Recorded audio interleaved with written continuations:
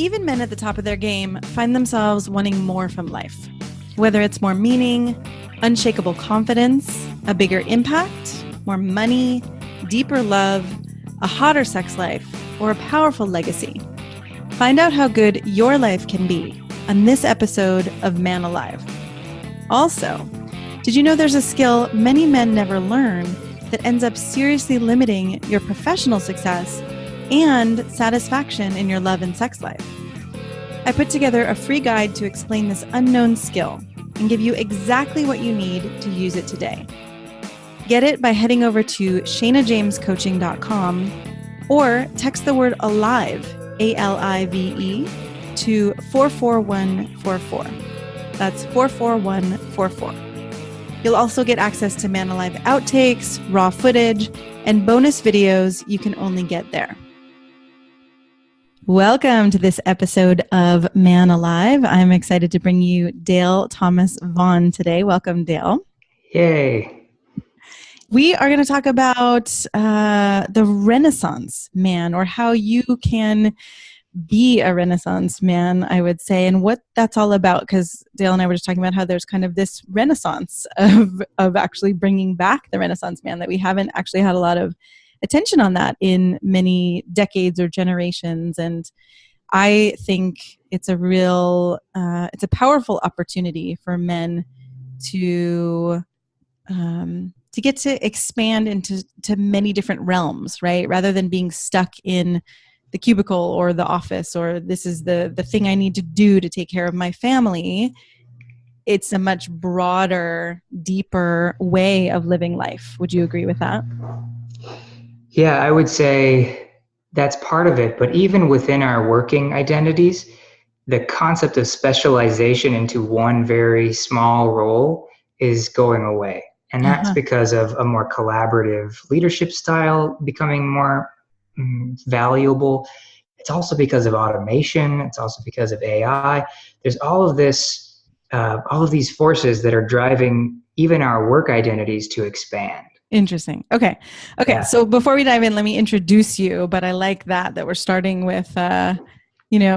There's one thing I bring up, and then it's like, okay, right. But there's this piece and this piece and this piece. So let me introduce you, and then we'll dive into that conversation. So, as an activist at the forefront of the conversation around gender equality and healthy masculinity, Dale has been acknowledged as a leader of men of quality by feminist attorney Gloria Allred, and presented at the International Conference of Masculinities alongside other leaders like Gloria Steinem, Sheryl Sandberg, Michael Kimmel. I saw Dale speak at the Better Man Conference recently in San Francisco, and was really blown away by not only your stand for men, but that I could feel in you, right? The depth of your heart, your care for both men and women, for all genders. And there was something to me that you really stood out to me as someone who I wanted to know and who was on a mission in the world. Thank you. Yeah. And Dale has written and edited 7 best-selling books: Run with the Bulls in Pamplona, trekked the 500-mile pilgrimage on the Camino de Santiago, become a certified specialist of wine, played competitive dodgeball at a national level. Your recent learning endeavors involve learning the guitar, the piano, taking real estate classes, solving the Rubik's Cube. So you really are a Renaissance man. I'm like, can you teach my son these things? He's only 6, but I would like him to have all of this modeled for him. Right? This is amazing. I think it's funny. I've always been curious about new things since I was a child. I think we all kind of are. And that kind of gets trained out of us. It does. So what I would say is follow your son's lead. He's probably already on this path. He's probably already saying, I'm interested in this, and I'm interested in that, and I'm interested in this. And there's no reason why he can't explore all kinds of things. All of these things. Which brings me back, right, to you listening, to the men listening. It's like, what parts of yourself have you let go of? What parts have you kind of lost along the way, right? What are your interests? What are the things that you felt like, well, now I have to make money. Now I have to take care of my family. Now I have to do this, right? I think this episode to me feels like a really great opportunity to start to get in touch with some of that. I think The world we live in is increasingly telling us that opening up is going to be a good thing. Being more, being different. I like to say being whole, really, is going to be better for you in the long run, in your career, in your relationships, and just really in yourself, like well-being, your personal development. A lot of what we're finding, even as we talk, I go in and I teach in corporations, right? Big corporations, mainly about healthy masculinity and how to bring men into conversations around inclusion. But within that conversation is the discussion around the different generations and how different generations perceive inclusion. And the millennial generation, which I'm at the sort of head of, has shown a very clear emphasis for personal development, even in the workplace, which means even our careers, even our corporations are going to start saying, okay, how can we help you develop? How can we help you grow? Right. Well, because now we're starting to see actually that when people are fulfilled, when people are growing, right, we're more creative, we're more loyal to a company, so much more gets to happen. Yeah, I think when you think like that, that's the way the 21st century is going to be built. It's going to be built on network, on how can you connect disparate ideas and come up with valuable entries in the market or valuable entries into your personal development. How can you grow as a person if you just stay in the same line all the time? So the way of growth is no longer growing like a tree, growing and then growing branches. It's more like growing a network. It's more like growing like an aspen grove, right? Right. Multiple kind of outlets of yourself all over the place. And this is in your professional life, I think, as a man, but it's also true in your relationship and in your well-being. I personally, I love learning different aspects of art, and I also am an athlete, and I think those go together really well. And I love being sort of in that game theory strategy mode, but I also like being really free and having a blank canvas with some of my time. And I think those actually blend really well for me. Yeah. And this might seem like a very minute question, but when you said a blank canvas of your time, right? Do you actually plan your schedule with some time for nothingness or creativity or, time that something can show up that's new? Yes, I plan it into my every day. I plan it into every one of my weekends. I spend a lot of time in nothingness because I know that from that nothingness, my unconscious mind sorts through all the stuff I've been kind of thinking about. Yeah. Just sleeping is not enough nothingness time. And most of us aren't getting enough of that anyways. No. For instance, before we got on this call together, I took an hour walk and I just walked. And that was just kind of my process for letting things move through me. I learned that on the Camino when I was walking a pilgrimage. The more nothingness time you have, the more you can make of your full time. Right. It is. It's almost like I just saw a bowl in a way. It's like you've got this bowl then to hold all of the the fruits that are coming or something. I like that. That's good. So, okay. So if we're going to talk about, this renaissance, right? Or this welcoming of all of these different parts of men and creating a more healthy masculinity, creating a kind of, you've talked about a pluralistic man, where you can be intellectual and adventurous and a father and a great businessman, like you said, an athlete and an artist, have love and sex, right? Where do we start to dive into that to make that more possible for men? Yeah, good question. I think the biggest thing that the old version of masculinity does is it creates a isolated set of acceptable traits for men. Yes. And those traits might be traits that you specifically identify with, that you actually really like. So, it can feel kind of challenging to your identity when I say, think outside of the box. Well, the box fits you really well. That's okay. If you don't want to jump out of that, if you want to be a lumberjack and grow a beard and eat a bunch of steak, and that's like your Ron Swanson style masculinity, right on, man. Well, right. And if it's working for you and you actually feel like you have a meaningful life. You feel connected to people. You're inspired in your days, right? You don't have to fix anything. Totally. However, what I would Mm-hmm. say is that leads to a very isolated road at times. Mm-hmm. And so if you're like me, I like being around people. Now, I'm not a total extrovert, but I do like being around people. They help me see the world in a different way and love people more and be more kind of self-valuing, like loving of myself. In that process of being around other people, I can start to shed the isolation and I can start to shed the expectations. So I think we as men, when we gather, we have opportunities to help each other step outside of that box a little bit. Yes. Though, as you started saying that, I just thought, so many people come to me having, whether it's friendships or colleagues or connections or family, gathering, but then still feeling isolated, still feeling lonely. And so a lot of what I end up working on with my clients is how to actually have conversations where you're connected, how to be willing to be vulnerable first instead of waiting for someone else to do it, right? So there's this whole realm that I'm seeing out there of isolation amidst gathering.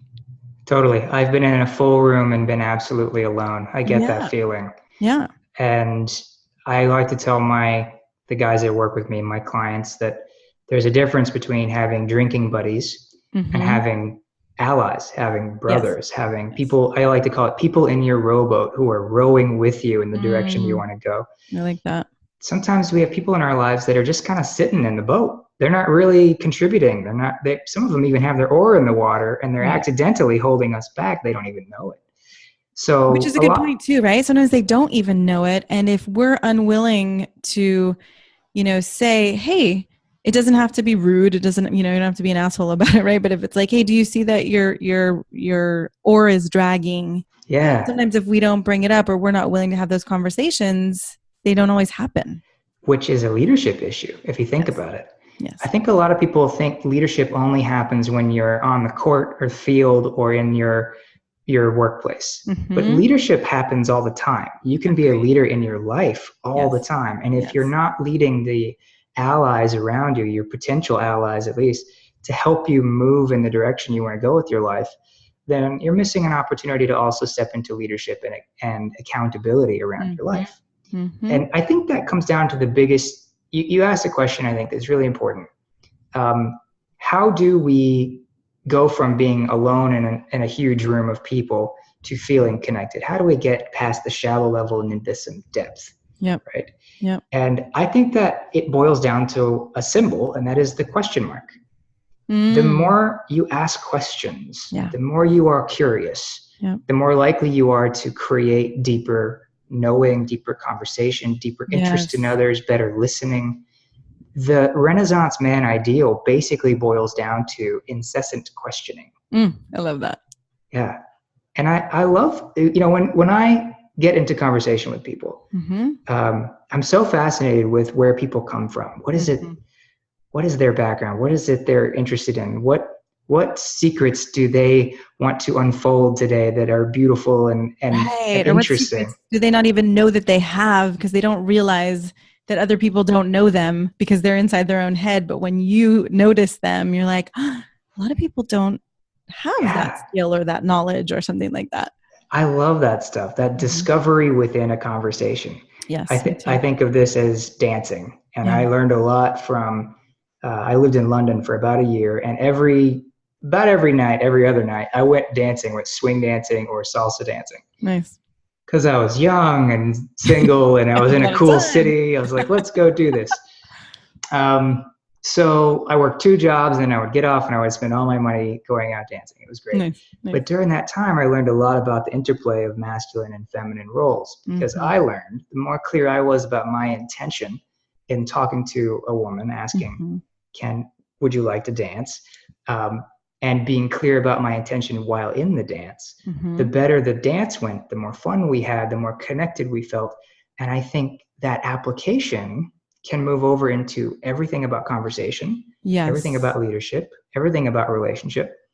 being clear about my intention, communicating that clearly allows us to connect more deeply. Okay, and I like what you're saying too, because at first I was like, all right, wait, we need to pause and make sure that we're not, inside the man box or who you have to be as a man, right? But as you started talking about it more and kind of explaining it a little more, right, that clarity of intention, that's not what has been typically masculine, right? It might be more like, you have to know what you're doing and go after it, and you have to be on a straight line and you can't veer off of it or something, right? That's kind of one of the ways I think of as this old paradigm of masculinity. Well, I think the old paradigm of masculinity says that your intention is the only thing that matters. What I would say is the new paradigm of masculinity says your impact also matters. Your intention is important. Yes. Right? But the impact that your communication has, the impact that your physical presence has, the impact that your actions have matters just as much as your intention. Yes. So for instance, in the conversation around consent, when I go to ask a woman to go dancing, to hit the floor with me, I'm asking for consent. Will you come dance with me? If there's a hesitance there, that's not going to be fun for anybody. No. If there's a yes, I feel clear about your intention, I am willing to be part of this alliance as we go dancing together. In that process, we're connecting more deeply, but there's clear intention and clear impact. We're both on the same team. Yeah, and I'm just thinking too, in a lot of the work that I've done with men, that hesitation can seem like a horrible moment or a dreaded moment, or what do I do? Or I should just go along with it, or I should say no. And I love supporting men and having those deeper conversations like, oh, I noticed you just hesitated. Is there anything you want to say? Or are you worried about something? Or, right. And not taking it in this personal way, like she hesitated. That means I am now not attractive to her, or I'm bad or wrong in some way, or I did something creepy, right? That none of those things are actually true, but to then, take your attention from your inner critic and to turn it out into the world or onto that person and be able to say, oh, I saw this hesitation, and let's just figure this out so that we are both really clear we want to move forward, and then there's less drag or resistance, or we can go have a good time, or we can create a really powerful impact together. Yeah, sometimes matches aren't there. That happens. And I think we as guys, we take a lot of that stuff personally, but we don't, I'm with you. The more you can turn it into an opportunity to collaborate even in that moment. Right. And that goes back to what you said about curiosity, right? Like, yeah.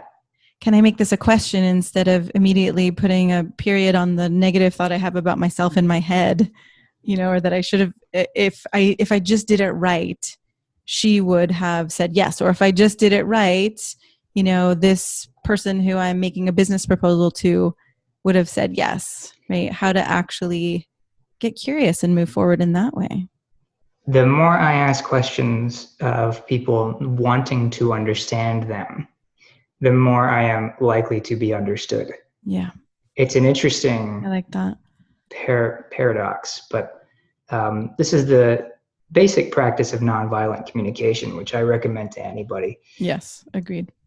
What is it I can understand more about where you're at? What are your needs here? Are you okay? Do you not want to dance? Are you uncomfortable dancing altogether? Or is there something going on?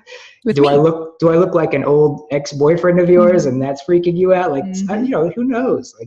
But having these conversations allows us to be in communion, essentially, in collaboration about the outcome. Yeah. And just taking a moment to kind of think about this too. Another way I often talk about it with men is during sex, when there is a moment of hesitation, and whether you're having sex with a woman, a man, or any gender, right? Just however this looks, that often those moments of hesitation, there's kind of this embarrassment or this feeling like, if I stop this now, everything, it's going to all break down. I'm going to lose the intimacy. I'm going to lose the possibility, the connection. And so this isn't just about sex, but sex feels like a really concrete way to address it, which, what I've found in my life, in my clients' lives, is right, that slowing down in that moment and really understanding what's there. I mean, such beautiful things happen. I've had Yeah. experiences where I've burst into tears, or where my partner's, expressed something really vulnerable, and then the intimacy gets to build on that, right? Or then in a business context, if there's some kind of vulnerability or someone kind of saying, I'm not so sure about this, then there's a deepening that gets to happen there. Yeah, I think the bedroom and the boardroom and the dance floor are all very related. Mm-hmm. And I think your idea of let's have a little more clarity in the sack is important. Mm-hmm. But I think one of the things that we forget is that sex and the boardroom are not performance sports. That's a great remembering. Right? Yes. It's the more authentic you can be in both of those settings, the better you're going to be. So authenticity means you need to be clear about who you are, where you're at, what are your needs. And you'd like to have clarity from your partner as well. Yeah. Really good inclusive leaders, who are the people I coach in the corporate space, mm-hmm. are about authenticity. Authenticity is a pillar of their leadership style. I love this. And I'm totally on board with you. And I imagine there may be some men out there who are like, okay, is that really true? Can I really bring authenticity? So I like that you're sharing about your experiences in that realm too. Yeah, well, you've heard of the god Eros, right? Like the concept of erotic love mm-hmm. has been passed down to us and has only recently become this super serious concept. Like, it's super intimate and only in the dark, and let's just be very sanctified about this. And that's true. Sanctifying love is great. But actually, Eros was a god of laughter and love. It was a concept of let's be smiling and having fun with this. Why can't we be in communion and having fun in the bedroom? Yeah. So, you make a silly mistake, laugh about it. Let's have a conversation about it. Let's move forward together. Right. Never have I had a woman say to me about their partner, oh, I judge him in the bedroom because of his moves, or I judge him because of the way he does something. Mm-hmm. The only judgment I hear from women is when they don't have openness with their man, when they don't have vulnerability. Right. Well, right. And there's a huge difference between when you say mess something up, or you think you mess something up, and then you go into kind of a shame spiral, or you feel horrible about yourself, and then you kind of pull away from the other person, and the other person's left feeling alone. Yeah. Versus like you're saying, oh, you stay connected, you can laugh at yourself, you're not pulling away from that connection to make yourself wrong. Right. The connection is what's important here. It's not the moves. Yes. Right. Yeah. So I think that's true in the boardroom as well. The performance of masculinity in the boardroom comes off as disingenuous. The performance of I'm a big tough leader guy who's stern of voice, and I have mastered all the power poses, and I know exactly how to sound and look like a leader. It doesn't feel authentic. These days. Yeah, especially. Right? I think in the past that was more common. I think in the past it was intimidating. Mm-hmm. And we live in a different world now. I think that people even back then didn't want to be intimidated in the workplace either. Yeah. But this is one of the beauties of having more women in the workplace, is that now we as men get to speak up about how actually we don't love having intimidation as our key for leadership driver either. Either. Yeah. We would actually like more collaborative style. We'd like more authenticity. We'd like to identify with the purpose of our work. This is true with the millennial generation across the board. This is not a male or female thing with that group. This group believes that everything we do ought to have authenticity, ought to have purpose, ought to have meaning.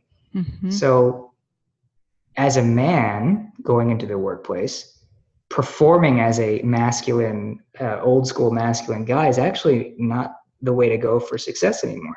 Yeah. Right. It's getting deeper into authenticity and connection. And these are ideals of the Renaissance man. I was just going to say that. I was just going to go back there, right? That feels like the Renaissance qualities. Yeah. The Renaissance man, when we think of that concept, that was born in the Italian Renaissance, right? And what that was born from is this book called The Book of the Courtier. And it was a conversation about what it meant to be a man of the court, or a man of high esteem in that time of the world. Mm-hmm. And in it, they have a conversation about the different traits of a good courtly man. Now, this is the same that's true of a good corporate man now, right? Yeah.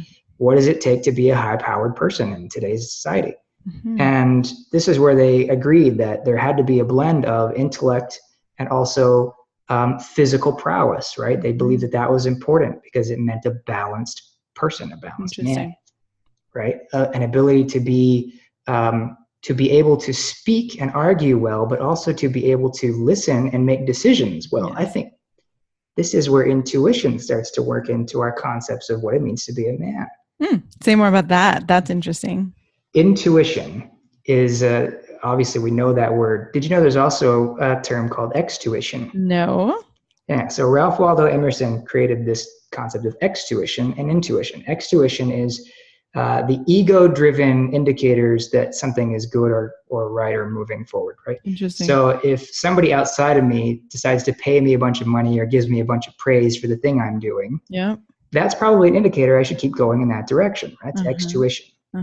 Intuition is I have an emotional understanding of the situation. I have a gut feeling about where I should go.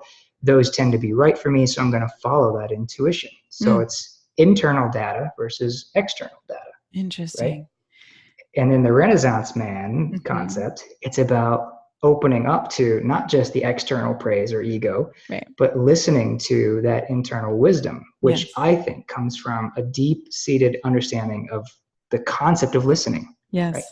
Right. And to be able to listen even to yourself. Yeah. Right? I mean, a lot of times in the work I do with clients, there's the mind or the kind of more monkey-ish mind, you could call it. And then I often say, okay, like, let's just get quieter for a minute. Let's just sit and listen, right? And see, you know, what does your heart say? What does your body say? At first, it can be really strange for a lot of people.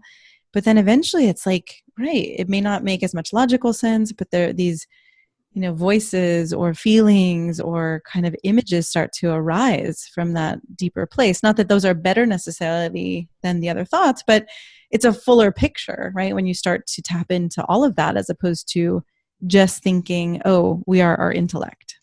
Yeah. And I think the emotional intelligence, when we look at that word, those two words together, emotional intelligence, when I look at that second word, intelligence, to me that sort of looks like data. So I have data from my emotions. And if I ignore them, then I'm not making decisions with all of the available data. Right? If I'm just making decisions with external means, I'm not paying attention to enough data. So, okay. So then a question, I think when I think about how I lead or when I've led in what feels like the most effective way, I've used all of those senses, right? You know, kind of what I'm feeling in the room through my body, through my emotions, through my mind. I'm curious, right? When you go into a company or when you're working with the leaders there, do you pay attention to those as well? And then do you help them understand how to use those parts of it? Yes, but I always am trying to improve that. I think the discernment of my emotional state started out when I started doing this work early in my life. That discernment was really hard because I only had like a handful of emotional words in my mind that I really had a tag for, that I knew, okay, that's that emotion. It took some time to work through the discernment of, you know, deeper sort of mixed emotions and start to recognize that I had multiple emotions and that none of them Sometimes were wrong. all at the same time. Yeah. So I do attempt to discern as in real time as possible. Sometimes I don't. Sometimes I walk away and I recognize that I was feeling something I couldn't name in the moment. Of course. So I try to, you know, write that down, think that through, and put some terms around that. Go back into that conversation I was having with somebody and share, hey, I was feeling this and I didn't recognize it in the moment, but here's what came to me when I sort of worked through that. So using that as data, I think, is a really important way to go about this. Here's a really great example. I go and whenever I set goals for myself, I say, okay, I want to set a goal for 6 weeks from now. I want to have this project done. Here's what I'm going to do first. Here's like the next steps. Here are the people I'm going to involve. And then I ask myself two questions. Does it feel good if I finish it? And does it feel like it's possible for me to do in the time I allotted? Does it feel good if I accomplish it? Uh-huh. And does it feel possible to accomplish in the time I allotted? Uh-huh. And so what that does is it gives me kind of a range of my emotional set. Mm. If the answer to that first question is, it feels Yeah. blah, I don't really care that much, that is not a goal that is stretched enough for me. Right. It's not meaningful enough. It's not deep enough, whatever you might say. Right. But if I say, yeah, I'm fired up about it if I finish it, and then I ask that second question, do I feel like I can finish it in the allotted time? Mm-hmm. If the first feeling I feel when I ask myself that question is stress, Uh-huh. then I have set too much of a stress goal. Right. Right. I've set a goal that's way too far. Like I need to add more time, or I need to get an intermediate goal to get me to that goal. Right. Or collaboration, as you said earlier, right? Yeah. Yeah. So my emotions actually help me set more intelligent goals. Uh-huh. Got it. Right. Exactly. I mean, I think in a way, right, going back to when I work with clients, it's a lot of helping people start to tap into, how do I actually feel my emotions, or how do I get in touch Yeah. with my body and what it's telling me, right? Because it is such a source of, what was the research? I don't know if you know this, that there are as many or more nerve endings in our belly as there are in our brain. Wow. Something I like that. didn't Like know they call that. the belly the second brain. Wow. That's why those gut feelings all come from there. Fascinating. Exactly. Yeah. When I learned this stuff, I was doing a lot of work around gender and sexual assault and violence prevention, and understanding more about masculinity's role in setting that up. And it was really challenging to my identity at first. I Mm-hmm. grew up in Texas. I grew up with guns and red meat and John Wayne, and I Interesting. drove a pickup truck, and I still wear cowboy boots and a hat frequently. I grew up with this concept of masculinity, and Mm-hmm. and I was an athlete, and I fought. I was a tough guy, Mm-hmm. and you look at me now, and you might not know that, right? Yeah. So it was really challenging when I first started doing this, and in fact, when I started getting good at it, at Mm-hmm. discernment of my emotions and understanding their place in my life, I actually feel like my masculinity got deeper, it got fuller, Wow. it got more interesting. Yep. That I makes was sense. more attractive to women than I was Yes. before. Yes. I was more productive as a leader in my projects, organizations, companies. Yes. I became more proud of myself, more confident in myself. Mm-hmm. And it started with questioning my masculinity, Mm-hmm. which I know is challenging for some guys. Yeah. I would say I went hiking. I did this Camino, and I also walked a big trail in Scotland, and I've walked the Inca Trail. I'm a big trekker. Mm-hmm. And it's on those long hikes where, I'm carrying a big backpack, and it's raining, and it's harsh, and, that kind of outdoorsy stuff. Yep. No one's around. My phone isn't out. I'm not thinking about anything except just being. Yeah. That's the time when I really started to figure this stuff out. Yeah. Right. Which goes back to that, seems like a minute question that I asked in the beginning, but right, if we don't give ourselves some of that space and time, it's just filled in with all the to-dos and all the responsibilities. There's no looking outward or looking beyond, right? What's next? What's going to grow me? What's going to deepen my life experience? Our to-do lists are kind of a trap. Yeah. They can get us into trouble, and you got to get stuff done. You got to pay the bills, and I get that. I humbly suggest that there are ways to systemize that into your life and to set up structure for your freedom. Mm-hmm. So, right. Okay. Can we, as we're starting to wrap up, can we do that? I was going to say, what's one thing that you would either want to suggest to someone who says like, yes, this idea of Renaissance man, or this idea of expanding myself and what I get to do and how I get to be in the world. But maybe there's also a piece around setting up a structure like that. Yeah, two things. One is on my site, if you go to dalethomasvaughn.com, right in the middle of the page, I've got a purpose quick start guide, and you sign up right there on my list. Great. And I give you tools to not only find your purpose, but also to do things like put structure into your life. Awesome. One of the first things that I have people do that I think is a huge, huge shift is to put a bucket list together. This sounds so simple and obvious, and you've probably done this at some time in your life. Mm-hmm. But there's one thing you need to add to the bucket list that will change the way it works for you. And that is a date to complete. Uh-huh. People think bucket list, they put stuff on there and then they forget about it because it's no longer, you don't know when you're going to die. No. So it becomes irrelevant.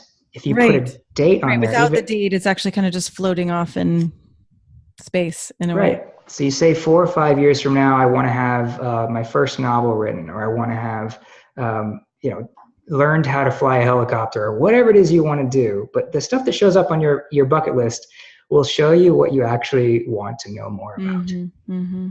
And giving yourself a date to complete will force you to start to think about solving that problem. Oh, I like that.